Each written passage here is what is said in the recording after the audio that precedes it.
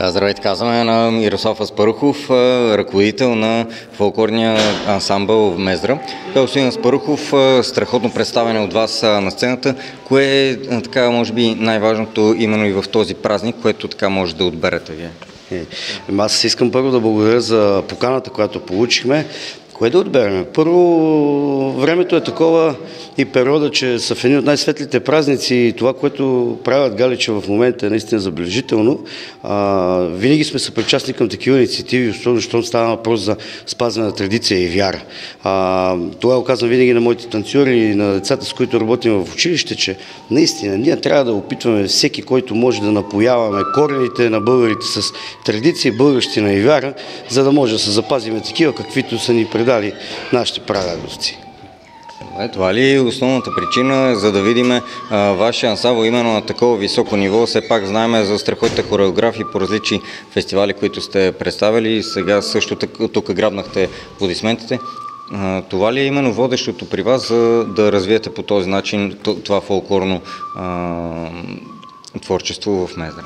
Да, точно това е. Значи ние основното нещо, което знаят всичките в нашата школа е, че ние сме нужни на нашия край най-вече. Ние сме нужни на нашата северозападна България, така че ние не правим абсолютно никаква разлика. Даже гледаме мероприятията, които се правят, инициативите в северозападна България да бъдат с приоритет и след това да наместиме международните национални фестивали. Смятам, че по региони, ако всеки един колега върши това нещо и не прави разлика между голямата сцена и международната сцена със всеки едно населено място, мисля, че ще имаме по-добър успех.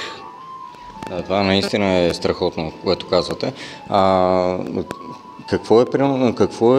Какъв е съвета, който може да дадете към именно по-млади от вас, да кажем, танцови групи? Днеска виждаме така доста юношески състави, между другото, които пак така с доста добра енергия представиха на сцена.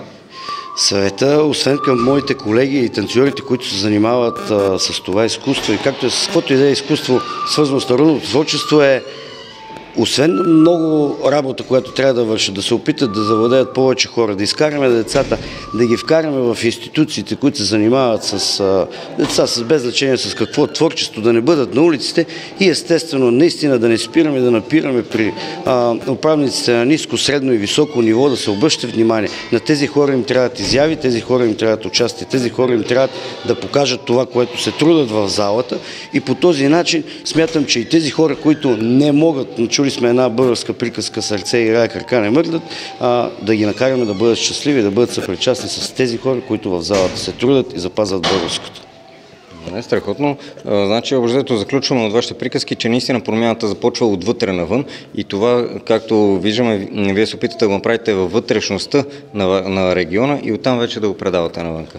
Точно така. Искаме да излеземе, да работиме вътре, да не е черуп, като отвън да сме лъскави, пък отвътре да не сме такива. Така че смятам, че по региони просто трябва да се хванеме за ръце. Всички колеги, всички хора, които се стараят и искат България да пребъде, тогава смятам, че наистина ще стане България такава, каквито всички я желаеме и да не се оплакваме.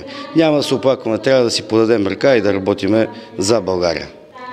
Страхотно. И последен въпрос, все пак пожелания за именно празниците, сега предстоят новогодишните такива. Пожелания, естествено, нека да бъдат здрави всички хора, всички наши съжители тук в северозападна България, цяла България, нека да бъдат изпълнени домовете им с много любов, с много деца, късмет и естествено да бъдем малко по-добри.